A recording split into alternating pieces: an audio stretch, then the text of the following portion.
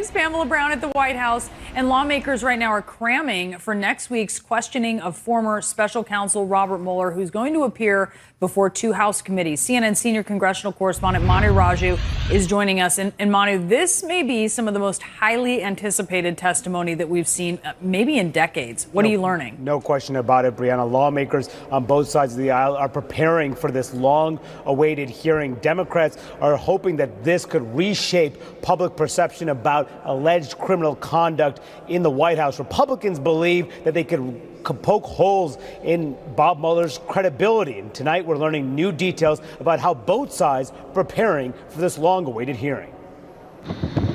Tonight, lawmakers are intensely preparing for the most anticipated hearing in decades, when special counsel Robert Mueller testifies about the findings of his two-year investigation. Democrats and Republicans both sharpening their questions and their strategy as they hold mock hearings with top aides sitting in as Mueller. Tonight, CNN has learned that Democrats on the House Judiciary Committee will focus on 5 areas of potential obstruction of justice laid out in the Mueller report, including Trump's order to then White House counsel Don McGahn to fire Mueller, his efforts to have McGahn deny that the president had ordered him to have the special counsel removed. Also, Trump's order to former campaign manager Corey Lewandowski to tell the then Attorney General Jeff Sessions to limit the investigation to exclude the president, and later threatening to fire Sessions if he did not meet with Lewandowski.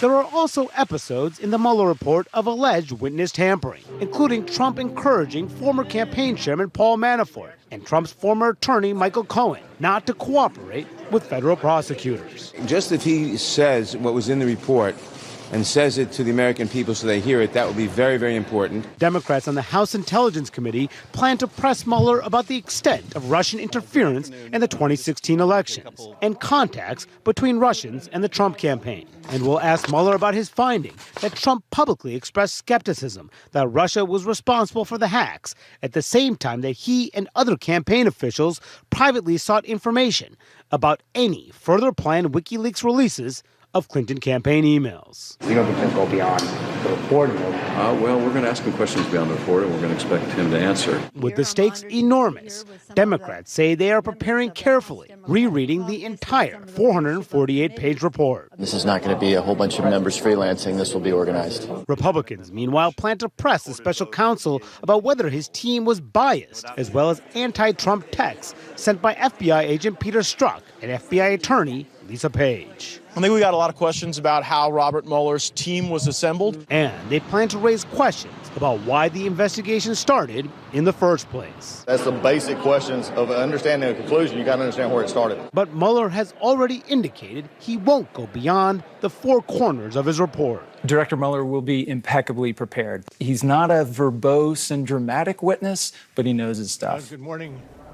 But some Democrats already are trying to lower expectations from this hearing. One Democrat, Jim Himes, told me not to expect much news out of this hearing because of the fact that much of it probably will be what was in the Mueller report. Others, however, say that it could drive more people towards the impeachment camp. The question is how people like Nancy Pelosi ultimately come out. She has told her colleagues privately to approach this calmly, seriously. Don't raise expectations, don't lower expectations. But the expectation is that she probably will still oppose opening up an impeachment inquiry even after this hearing. Brianna? Manu Raju, thank you from the Hill. And joining me now is Democratic Congressman David Cicilline of Rhode Island. He is a member of both the House Judiciary Committee and the Foreign Affairs Committee. Sir, thanks for being with us. My pleasure. I do want to talk to you about the preparations for the Mueller hearing in just a moment. But first, let's talk about Iran, which has just seized at least one oil tanker, boarded another, or inspected another. You sit on the Foreign Affairs Committee. Have you been briefed on this? We have not. These events have just happened, but this is a very serious and dangerous situation. Frankly, it is in part the inevitable result of a failed policy by this administration. The president walked away from the Iran deal.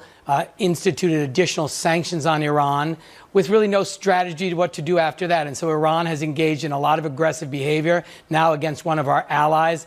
And there doesn't seem to be a strategy or a plan in place as to how we move forward.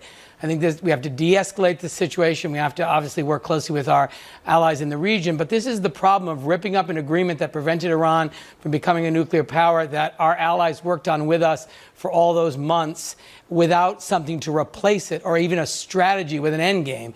And I think this is very, very disturbing and of great concern. What do you think Iran is up to here?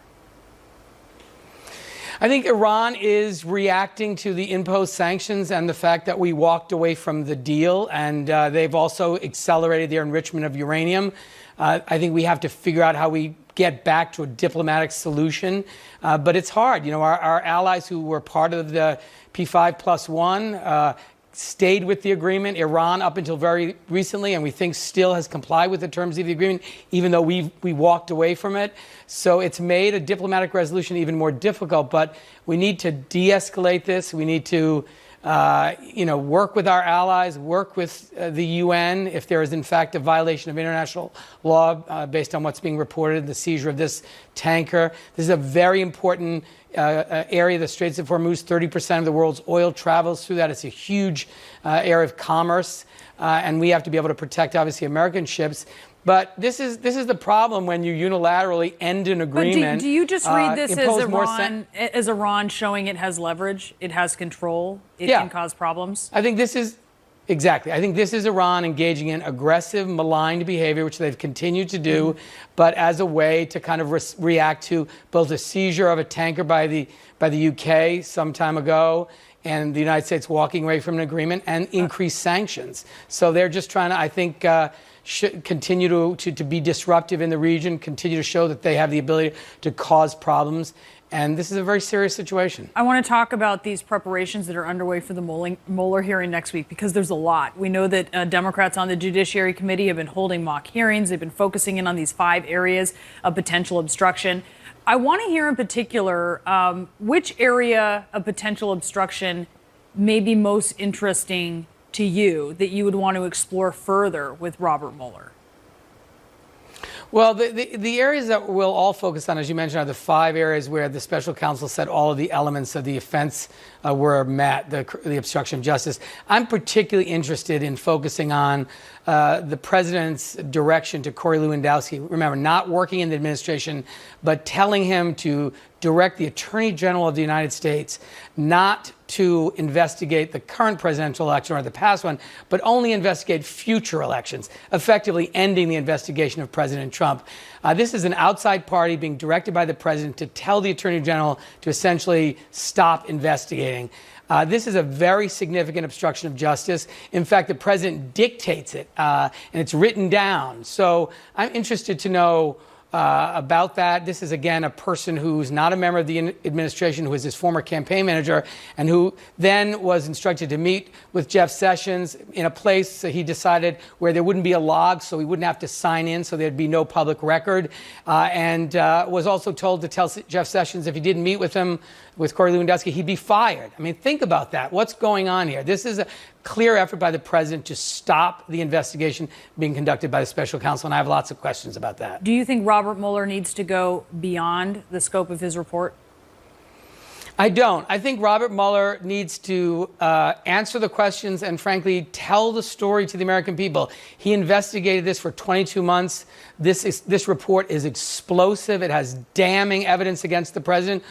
All Mr. Mueller needs to do is recount for the American people exactly what he found. This will be the first time most people actually hear what's in the Mueller report. Most people haven't read it. I, of course, did. Lots of the American people have not. This will be their opportunity to hear from the special counsel what he found, the evidence of misconduct of the president, the efforts to obstruct the investigation.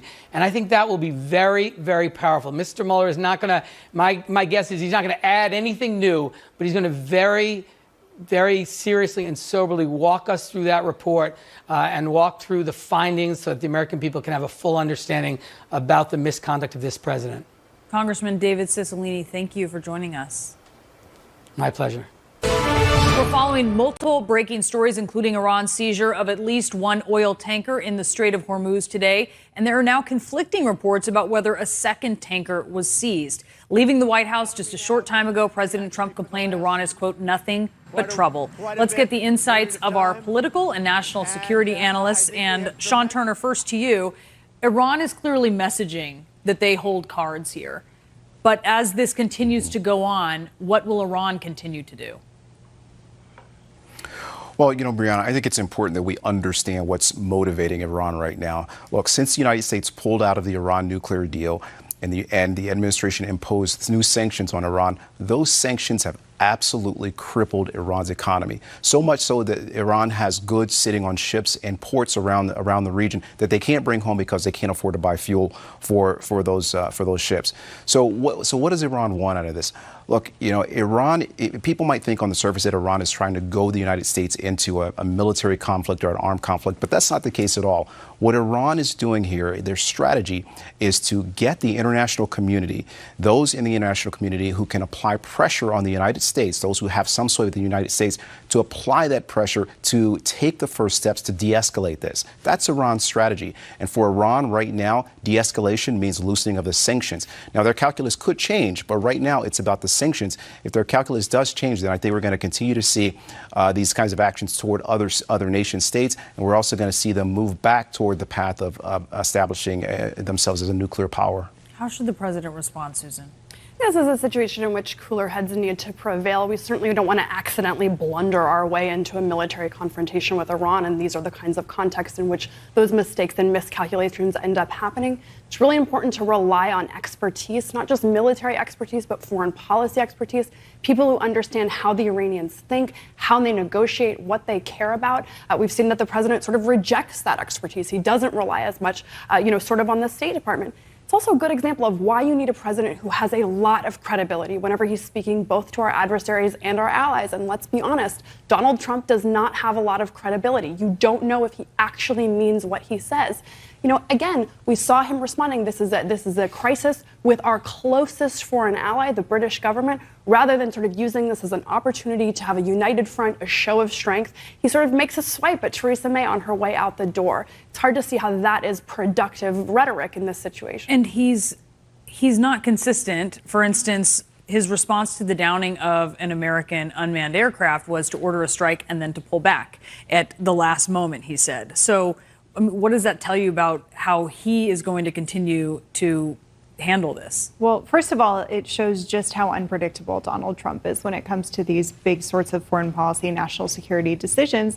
And so we don't really know how he could react in this scenario, whether he would decide to de-escalate or escalate. It's just totally a wild card. And so that, is reason for a bit of nervousness on its own. But then we also don't know, will the president be listening to his advisors in this case, or who will he be listening to?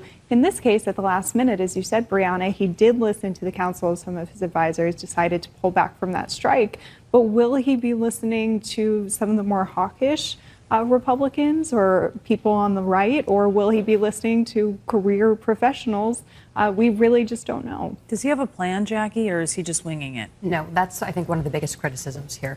Why did the Trump administration pull out of the Iran nuclear deal to begin with when it was just going to lead into a pretty predictable game of brinksmanship? And I think Rebecca hits on the biggest question at hand right now, which is, there is the opportunity to potentially engage with diplomacy with Iran, as the Iranian foreign minister said at the UN yesterday, for the first time, really opening up talks with the United States, saying that they would be willing to subject themselves to international nuclear inspections if the U.S. decided to lift the crippling sanctions on them. But the question is Trump beholden to his hawkish advisors, the John Boltons of the administration, or is he going to listen to the Pentagon and to experts here who, like people like DIA Director Robert Ashley, who was just talking with your colleague Jim Sciutto and saying that these moves, these hostile aggressions have been pretty predictable. This is what Iran is doing to change the status quo here in order to free themselves from this recession and try to wiggle their way out of these sanctions that are really hurting their economy. Oh, the president keeps saying over and over, that there was no short-term, you shouldn't have a short-term plan, and yet he has no plan. He shouldn't have he said this was a short-term plan that the president had, which was for 10 years, President Obama, the former president, but he has no plan. I think that's becoming increasingly clear that he really doesn't have any plan at all. We also know that this is a president that tends to sort of go with the last person he spoke to. This is an administration that is actually staffed with some pretty aggressive Iran hawks. Certainly John Bolton, Mike Pompeo as well. There are a lot of people that have in public talked about things like regime change. But now he's talking about Rand Paul. Right. So it's the flavor of the month. The problem is that is not a recipe for steady, productive diplomatic talks. And the problem is that, for all these sort of near misses and insanity we're seeing out of the White House, the moment in which you pay the price for that is in crisis moments. And this is starting to look like it might be a genuine moment of crisis. All right, all of you stand by for me. We have a lot more to talk about. We're going to change topics because Democrats are preparing in earnest for Robert Mueller's testimony. We'll be right back. We're back now with our reporters and analysts to talk about the upcoming Robert Mueller hearing and the preparations that Democrats are doing, because they're doing a lot behind the scenes. They're holding mock hearings, and they're focusing in, Susan, on the 5 areas of potential obstruction when it comes to President Trump. Does that sound like the firmest ground for them to be standing on? Well, certainly it's a good sign that they appear to be taking an approach to these hearings that's really disciplined and rigorous. There was a little bit of a concern that they would all just kind of be out there giving 5-minute speeches. They're smart to be focusing on the president's conduct. There's a lot in this report, but obviously Donald Trump's personal conduct is the most significant thing here. They're going to be tempted to try and push Robert Mueller to go beyond the report, beyond what's actually in that document. Really think that's going to end up being wasted time. The task at hand here is to get Robert Mueller to tell the story that is contained in that report in a credible, nonpartisan voice so that the American people can understand what is in that document. And that Mueller's testimony is the first step. It's not the last step. That at the end of the day, Robert Mueller is, we were saying earlier, it's sort of like calling the police officer that investigated a crime whenever you're trying it in front of a jury. You might call the detective, but then you're going to call all those principal witnesses so they can tell the story for themselves. Don McGahn, Hope Hicks, Corey Lewandowski. We need to see those hearings being lined up as well. We just had David Cicilline on the program, and I asked him, does Robert Mueller need to go beyond the scope of his report? Because he said he won't. But the congressman said, no, he doesn't. What do you think? Well, yeah, there is this belief amongst House Democrats and a lot of aides that I've spoken with who have been helping their bosses prepare for next week, which they really consider a big flashpoint in this whole rallying cry to impeach the president, and that, this is going to be a learning experience. I mean, we know that there are a number of Republican lawmakers who haven't even read the Mueller report. So for Americans out there who aren't quite familiar with this is going to be helpful just to hear, as Susan just said, Robert Mueller repeat these instances of obstruction of justice in his own words. But at the same time, Representative Ted Lieu spoke with the Post yesterday, and he said that a lot of this is also going to be just pointing out that any reasonable person listening will probably come to the conclusion that the president committed a felony. I think, you're going to see representatives ask in 32 different ways, according to a source I spoke with, if the president was not the president, would he be in jail right now for the litany of actions that are outlined by Robert Mueller, and that's what he is going to repeat on Wednesday. So then where does this go, Rebecca? What's the next step for Democrats? The next step, Susan laid out a few, bring more witnesses in, continue to tell this story. But I think this is an important step, and we shouldn't just move beyond it too quickly, because this is going to be the first time that Robert Mueller is telling the story of this report in his own words. Of course, he gave that brief press conference, but having a back and forth with lawmakers over many hours is going to be a totally different experience. And I think Americans who haven't read the report are going to see this in a new light, in a new level of detail that is going to potentially make this a really impactful day. On the issue of Russian interference, Sean, do you think that this is something that is going to be focused on in the way that it should, considering Democrats are focusing on obstruction in their mock hearings? Well, Brianna, I think there are two issues there. I think that it certainly should be something that should be focused on, particularly as we prepare for the 2020 presidential election. But look, this is Robert Mueller before members of Congress, and it's going to be all about the president and obstruction of justice. I do hope that there are some members of Congress who make a decision to talk about what I think, at least for right now, for the country going forward, is the more important issue of Russian interference.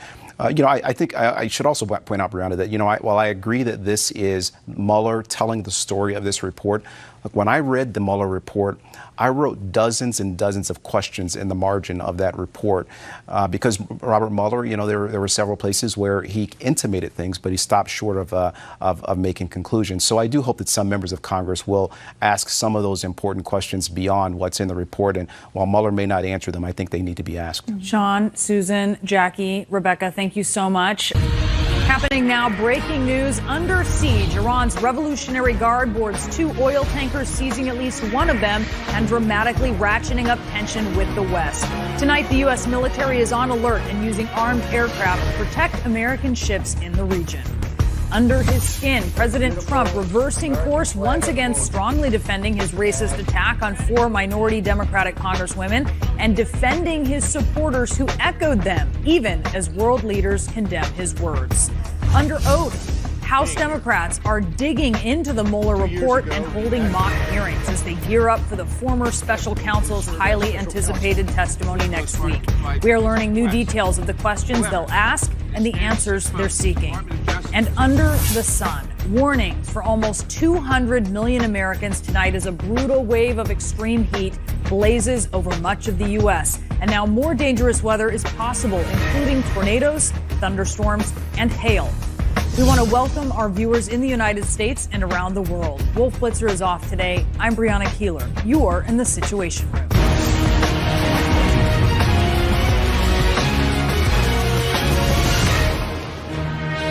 This is CNN Breaking News.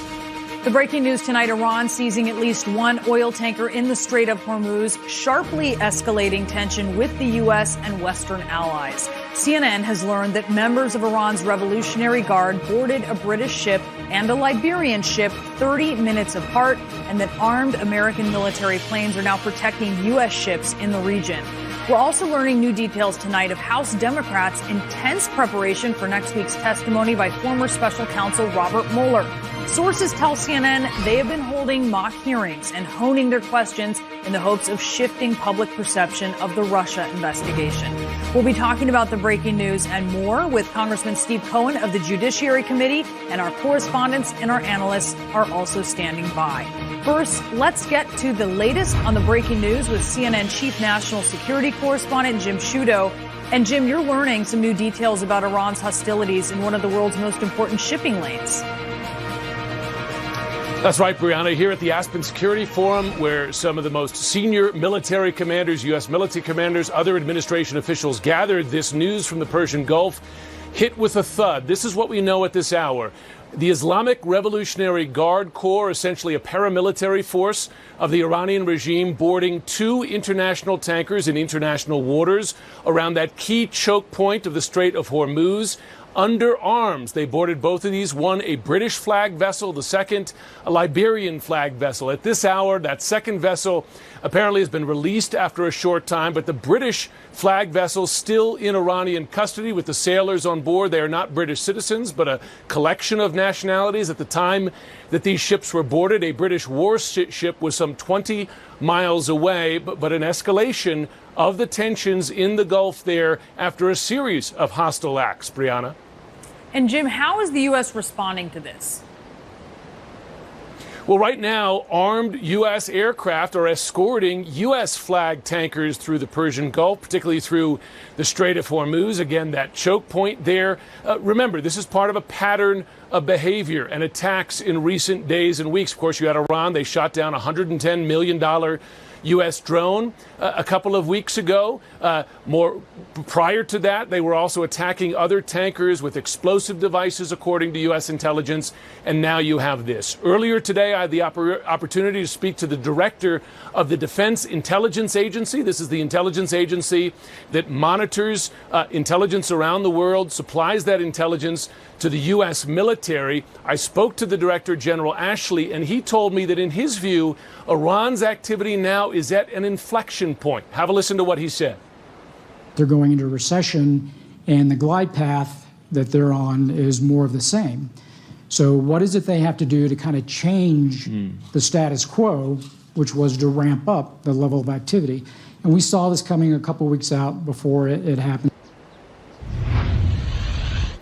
The strategy here, perhaps from Iran, to raise oil prices, to create tensions there, nervousness about those tankers, the many tankers, dozens of them going through the Persian Gulf, raise oil prices, put pressure, and attempt to create a split between America's European allies and the U.S. But I also asked General Ashley if he believes Iran wants war. His answer to that question was no. But the danger, of course, here, Brianna, is the war that no one wants, or the military action that no one wants. Is there an escalation? Is there a misreading of signals?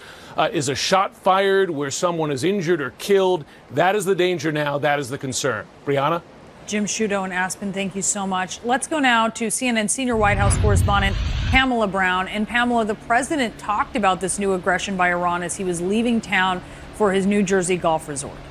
Yeah, that's right, Brianna. President Trump says this latest behavior by Iran proves what he's been saying, that the regime is nothing but trouble. And we've learned from sources that the president has adopted a more hawkish view of Iran in recent days amid the recent tensions. Now, this as the president tries to go back and renew his attack on the so-called squad while pivoting away from the criticism of the racist rally chant. Tonight, President Trump has gone full circle, again defending his racist attack against 4 congresswomen. When they call our country garbage, I don't care about politics. I don't care if it's good or bad about politics. You can't talk that way about our country. Not when I'm the president. And defending his supporters, who chanted, "Send her back," at a North Carolina rally. Those people in North Carolina, that stadium was packed. It was a record crowd. And I could have filled it 10 times, as you know. Those are incredible people. Those are incredible patriots. This despite concerns raised from aides, including his daughter, Ivanka Trump. But today, the president downplayed their involvement. I talk about it, but they didn't advise me. Vice President Pence also taking heat from Republican lawmakers over the inflammatory chant. And there was the president's attempted cleanup on his own yesterday. I was not happy with it. I disagree with it. But again, I didn't say that, they did. But now Trump is back where he began, retweeting his previous tweets, asking for the congresswoman to apologize to our country, and threatening Democrats he will carry this fight to the ballot box in 2020. And after Congresswoman Ilhan Omar returned to Minnesota yesterday for a town hall, it sure feels good to be home. We are going to continue to be a nightmare to this president because his policies are a nightmare to us. Trump tweeting today that the welcome was a, quote, staged crowd. I'm unhappy when a congresswoman goes and said, I'm going to be the president's nightmare. She's going to be the president's nightmare. She's lucky to be where she is, let me tell you. And the things that she has said are a disgrace to our country. The chant fallout spreading to the international stage, too. With German Chancellor Angela Merkel telling reporters, I distance myself from this decidedly and stand in solidarity with the women who were attacked. Canadian Prime Minister Justin Trudeau denouncing the comments. I want everyone in Canada to know that those comments are completely unacceptable. And British Prime Minister Theresa May also calling Trump's language completely unacceptable. Hopefully we're in good shape on the debt ceiling. The president tonight also taking a firm stance on the debt ceiling, telling reporters Democratic leadership shouldn't use it to negotiate. I can't imagine anybody ever even thinking of using the debt ceiling as a negotiating wedge. That's a sacred element of our country. They can't use the debt ceiling to negotiate. changing his tune from 2013, when President Obama was the one facing a debt ceiling crisis. The debt ceiling is a very powerful weapon. Oh, I think they should play the debt ceiling card. That's a very powerful card. Now, Brianna, looking ahead to next week with the highly anticipated congressional testimony of Robert Mueller, the former special counsel, President Trump says he won't be watching it. But even if he doesn't, Brianna, I'm told White House staffers will be watching it so that they can brief the president on any highlights. Back to you. All right, CNN's Pamela Brown, thank you. And House Democrats are engaged in intense preparations for that highly anticipated public testimony by former special counsel Robert Mueller. CNN Justice correspondent Jessica Schneider is here with the details. And Jessica, the Democrats really see this as their chance to maybe finally, or the only time, get Americans fired up about this. That's exactly right. You know, these are two back-to-back high-stakes hearings. And even though Special Counsel Robert Mueller is a reluctant witness, members of these committees note that Congress isn't necessarily bound by the limits that Mueller might try to impose. Now, as such, Democrats really want to seize the moment to highlight key portions of Mueller's report, including 5 areas where they think the president clearly obstructed justice. Tonight, Democrats are undergoing intense prep, plotting pointed lines of questioning for former special counsel Robert Mueller for the few hours they'll be able to grill him. Democrats want to seize on Mueller's in-person appearance, hoping to shift public perception and hammer home the stark conclusions of the special counsel's 448-page report that most Americans haven't read. I would not provide information beyond that which is already public in any appearance before Congress. Mueller has indicated he will let the report speak for itself, but Democrats aren't deterred. Sources tell CNN congressional Democrats have been holding mock hearings with senior aides playing Mueller to sharpen their questions ahead of the back-to-back grillings. Lawmakers are also rereading the report. The Attorney General is the boss. Absolutely, I would discuss it with the Attorney General. And staffers are studying Mueller's past congressional appearances. The Judiciary Committee plans to focus on obstruction of justice, while House Intelligence will follow with questions on Russian election interference.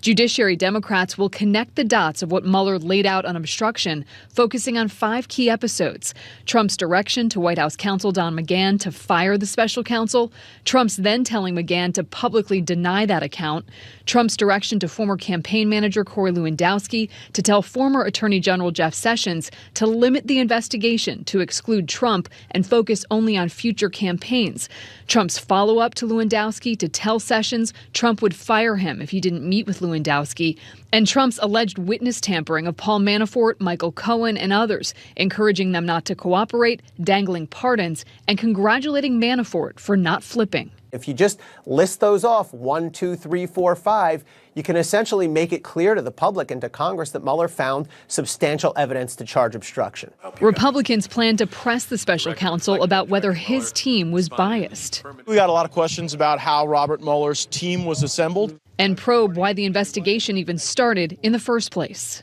That's the basic questions of understanding a conclusion. You got to understand where it started. Little has been released about how the special counsel Robert Mueller is preparing, though if past his prologue, he's more than ready. Director Mueller will be impeccably prepared. That is part of his strength as a witness. I remember those sessions. They were kind of legendary. The hallway that led to his office on the 7th floor would be lined on both sides with briefing teams. He is very studious. He's not a verbose and dramatic witness, but he knows his stuff. And we also know that Democratic staffers are preparing a carefully tailored script to split up those questions among members, all in an effort to present a cohesive narrative that will illuminate the key details and then catch the average American's ear. You know, but Brianna, some Democrats are worrying that maybe some will go off script, not stick to that strict narrative, and possibly muddle the message. But we'll see when this high-stakes hearing, the set of hearings, happens next Wednesday. All right, Jessica Schneider, thank you so much. Let's get more on all of this with Democratic Congressman Steve Cohen of Tennessee. He is a member of the Judiciary Committee. And I do want to ask you about this upcoming Mueller testimony. First, though, Iran has now seized a British tanker. This is an important American ally. What does the U.S. need to do? Well, what we need to do is get back in the Iran nuclear agreement. We never should have left it. And now we're talking about getting back in it in the same basis that we were in it, which is Trump saying, I want to get out of what Obama did, but now I want to get in and to do what Obama did. Trump has been very inconsistent in his policies. I'm sure the Iranians aren't quite sure what he's doing either. The British and the Iranians are at it. It's a difficult situation that could result in some unfortunate activities, including war. But we don't have a president we can trust. We don't have a president that we know when he tells us something that it's the truth. So it's difficult for me to make a statement without having some confidential hearings from some people from intelligence that I respect and trust. I want to talk about this preparation for the Mueller testimony. Your committee is focused on the obstruction portion of the Mueller report. Intel's focusing on the Russian meddling. There are 5 incidents of alleged obstruction, potential obstruction, that you want to highlight. Why zero in on this? What is the strategy? There are about 10 instances of obstruction that are cited in the Mueller report. I think 5 are the ones that counsel think are the most likely to be locked down, where Mueller will say, yes, all the elements were met, and yes, they are there. There might be others, and when you read the report, the other 5 are also good cases. There was just a smorgasbord of obstruction by Trump, whether asking staff to lie for him, whether asking staff to do deeds that were obstructive and asking Mueller to resign, or asking Sessions to unrecuse himself, dangling pardons before Manafort, dangling a pardon before Michael Cohen at one time. He tried to obstruct justice. Why was he obstructing justice is a good question for the American people to ponder. If he didn't do anything wrong with the Russians, if he didn't do anything wrong in the election, if the meeting in Trump Tower was all innocent and about adoptions, why would he and all of his people lie about activities with Russia? Flynn lied about activities with Russia. So you've got obstruction, and you've got issues that intelligence is going to get into, the Intel Committee concerning Russia, and I think maybe one of our members will too, because she has a particular expertise there. But the Mueller report is a strong condemnation of the actions of the President of the United States, and strong report on what Russia did to interfere with the election in 2016 and turn it towards Donald Trump. And Donald Trump went on television and said, Russia, if you're listening, and said, I love WikiLeaks. Donald Trump encouraged and accepted and did not report Russian activities. You each only have a few minutes, really, to ask questions. And because of that, the committee is trying to build between each of the Democratic members of Congress so that this isn't just the same questions asked over and over. I understand you're planning to ask a few of your own questions, though. What do you say to Democrats who are concerned about members going off script and not using that time effectively to build on the previous member?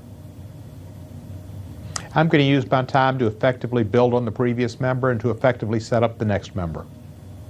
So you don't have any questions. You're sort of playing just on the team, or do you have some specific questions personally that you think are important for you to ask? We're all on the team. I've been on the team for 13 years. I have asked and will ask pertinent and important and appropriate questions that will help the team. It is odd, actually, to see this kind of strategy. We don't see this every day. We don't see this with every hearing. Why has the committee decided this is so important? Is that kind of a Passover riff? Why is this hearing different from all other hearings? Well, there have been a number. I mean, not to say that this hearing isn't more important than others, but there are many important hearings, and yet we don't see this strategy. That's just a Jewish joke. It's a Jewish joke. It went over. I'm sorry. It did. But yes, but anyway, neither here nor there. We did prepare for a previous hearing in a similar manner, and we stayed on our method and our course, and we were successful. And it wasn't covered as well by the networks, but we did that. Does Robert Mueller, does he need to go beyond the scope of his report? He says he won't. He probably won't. There might be a few places where he will. I don't know. There's a few places where I think he should. But we'll find out. Is it necessary, do you think, for him to go beyond the scope of the report, to make more Americans take notice of what's in the report? Not to make people more notice of what's in the report. The people don't know what's in the report. They heard a month of stonewalling and lying by Barr and Trump and trying to say no obstruction, no collusion, when in fact he specifically said he couldn't clear him of obstruction, and if he could say didn't commit a crime, they would have said it. And there are elements of obstruction in those, at least those 5 cases, if not more, and Mueller will talk about that, and that's important because the American public only heard Barr's 3.5-page summary that he came up with and used his own perverted and contorted legal theory on obstruction, a very minority theory, and he applied it, and he jumped into the breach and decided at the last minute, a man who hadn't been involved in the special counsel's investigation and probably hadn't completely read it and understood it, to jump in and give the summary and the analysis. And then Trump did it, and every time he had a chance to go before the reporters got him every chance he can, and he went, no collusion, no obstruction. That's what it says. And then even when he released the report, Barr gave a press conference 2 or 3 hours before the report was released and said the same hokum. So this was set up, staged to deceive and mislead the American public, and Robert Mueller needs to set the course straight, and hopefully it'll be an important day that people will listen to, get the news, and understand that the Mueller report is an indictment, truly an indictment of our president, even though legally he cannot be indicted. Congressman Steve Cohen, thank you for joining us. You're welcome. Sorry about Passover, but it's just the way I think. That's okay. All right, thank you so much, sir. Right. And we have some more breaking news ahead. It's the most anticipated congressional testimony in years. On Wednesday, former special counsel Robert Mueller will publicly answer questions from the House Judiciary Committee, from the House Intelligence Committee as well. And Democrats are preparing intensely to ensure they underscore alleged crimes by President Trump uncovered by the Russia investigation. Let's talk more about this now with our correspondents and our analysts. And Jeffrey Toobin, to you first. As you see Democrats dividing up the questions, they're trying to build a narrative building on the person before them who has asked questions. Do you think that this is preparation that will pay off for them? Well, it's better than not preparing, but what they're not doing is what good congressional committees have done throughout congressional history, which is give the questioning to lawyers who know how to ask questions. In the Senate Watergate Committee, the famous, Sam Ervin Committee, in the Iran-Contra Committee, the lawyers did most of the initial questioning so they could establish a narrative. Here, you're going to have 5 minutes of Democrats, 5 minutes of Republicans. It's going to be very hard to tell a story that way, but the members of Congress don't want to give up their moments in the limelight. That's the real story here, not the fact that they're doing their homework. That's a very good point. Republicans are going to want to put their own narrative forth, Phil Mudd. So what are you expecting from them? Bring me some popcorn and milk duds. I got to watch my boss on this one. There's 2 categories you need to look at. I completely agree with Jeffrey. I don't think they're going to get this right. There's the factual category, and I think they'll get what they want, which is Mueller saying, if you want me to characterize how the report says I didn't charge on this case, I didn't charge on that case, I can cite you chapter and verse. If they start going down the path of integrity, this stuff about didn't you have angry Democrats, didn't you have people on your team who are inappropriately texting between each other, if they try to attack his integrity, I know, Director Mueller, watch out. Watch the jowls. Watch his What happens posture. to the jowls? Oh, do they flare? Oh, yeah, he'll flare. Okay. Watch him move forward. Watch him take a moment, and I'll be sitting there saying, you can't pay for this on Netflix. This is going to be a show. If they go after integrity, it's going to be a show. So, Sabrina, with that in mind, what are you expecting? Are you expecting the Republicans will tread lightly? Because it seems like they would be likely to take a page out of President Trump's book. He believes this is a witch hunt. Well, I think that you might see them get into some of that more aggressive line of questioning where they're really trying to reinforce the president's claims, which of course are unsubstantiated, that this was all just a witch hunt. But I think realistically speaking, for both sides, the importance will be on just having Robert Mueller lay out the facts and not getting into too much of that partisan spectacle that you get from most congressional hearings. Certainly for Democrats, it will be very important because a lot of Americans have not actually read this report. Frankly, a lot of members of Congress have not actually read this report. It'll be very important to kind of just have Robert Mueller offer some of the most damning revelations within the report in his own words. Now, I think where they don't want to get stuck is in a matter of process, because this is really about the president's efforts to derail the investigation. I know members I've spoken with on the Judiciary Committee, Democrats say, we want to know more about why he didn't compel the president to testify. We want to know what he thinks about William Barr's handling of the report. All of that is important to members of Congress, but it doesn't do a lot to shift public opinion. The president says, Caitlin, he's not watching this. The president claims he's not going to watch Do you think the president will watch this, Caitlin? I was actually talking to some White House people about this, and they were like, not a chance. Of course he's going to be watching. The president is not going to not be tuned in. He's going to be repeating what he's been saying. They're just trying to do a do-over here. But he's counting on those Republicans to embarrass Robert Mueller or make the investigation look like a sham. So he's going to be watching that.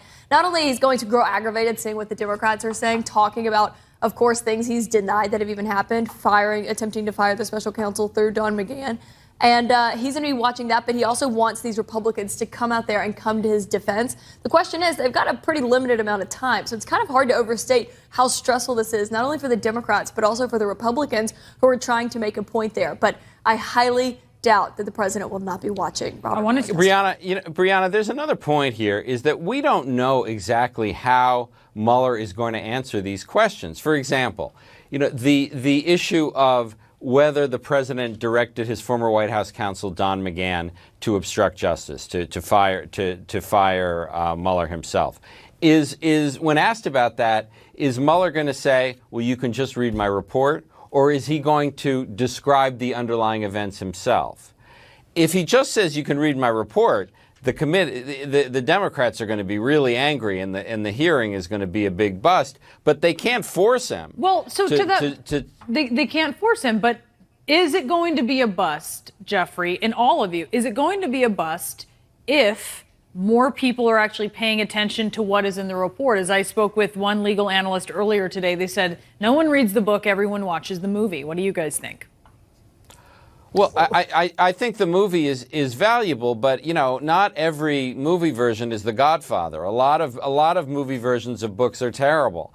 And if Mueller doesn't want to engage with the committee, he can simply refer to the report and say, I dealt with that in the report, rather than describing what's in the report. That's really going to be up to Mueller, and maybe Brother Mudd knows how. What do you guys think? Well, in the only public statement that Robert Mueller has made about the report thus far, he said, my report is my testimony. And so I don't think that he's really going to necessarily go much beyond the scope of what he already outlined in the report. This is really about what members of Congress choose to highlight within the report, picking out those instances that are the most damning for the president, and about how they ask the question. But even so, potentially have him reveal some new underlying information. Even if they reveal no underlying information, won't people be watching this that have not read a lick of the report? Yeah, their argument is going to be that it's for people who haven't read it. He's going to be reading what's in it. The most damning part is that they actually think looks pretty bad for the president. His critics and Democrats do. So they think it's going to be enough having him there.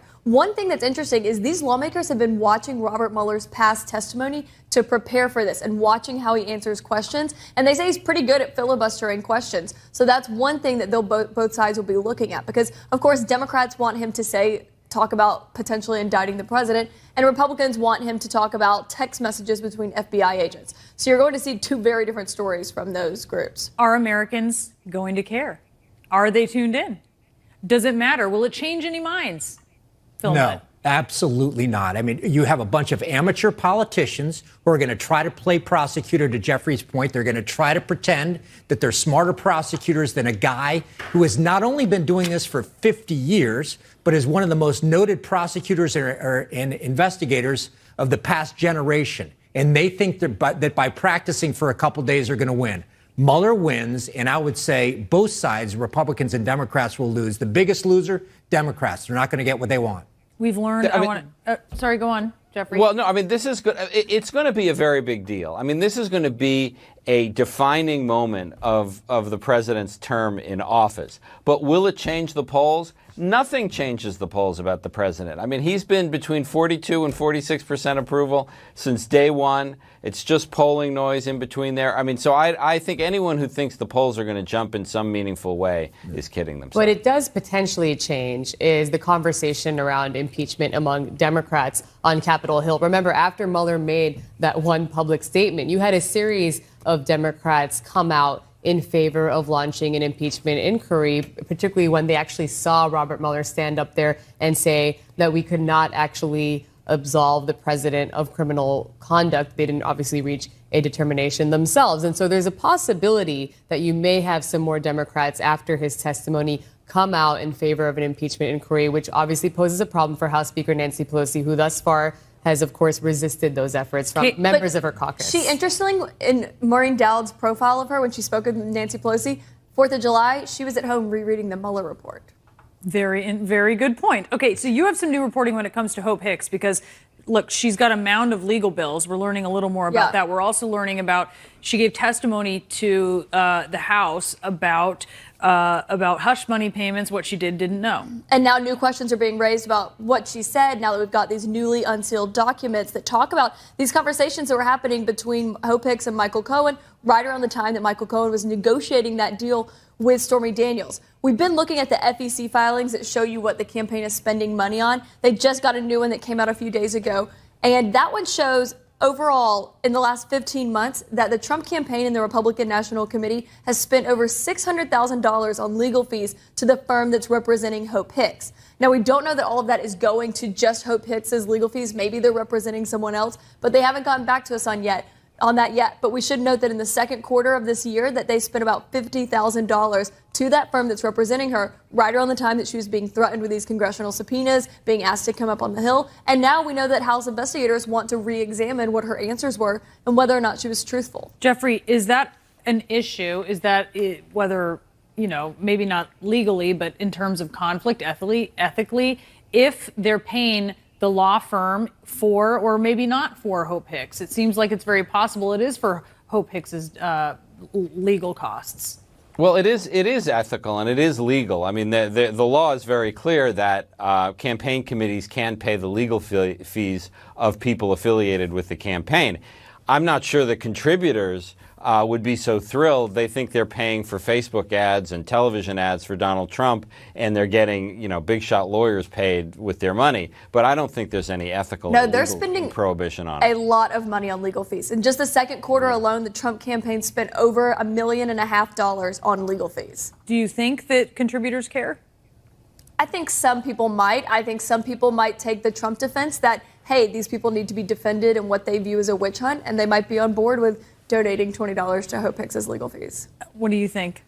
I don't think they care. Look, this is going to be portrayed as a deep state coming after our people. What are we supposed to do except defend them? I think the Trump people are going to have a way to say, what are we supposed to do when our people are on the line against these Democrats who are anti-American, which is what the president was saying all day today. They're anti-American. We got to defend ourselves. And maybe voters don't care, or supporters who are donating. But I do know that some of the campaign officials I've spoken with are annoyed that one of their biggest expenses is legal fees. It's really interesting. Hope Hicks, the House Democrats want to hear from her again. Sabrina, do you think we'll see that?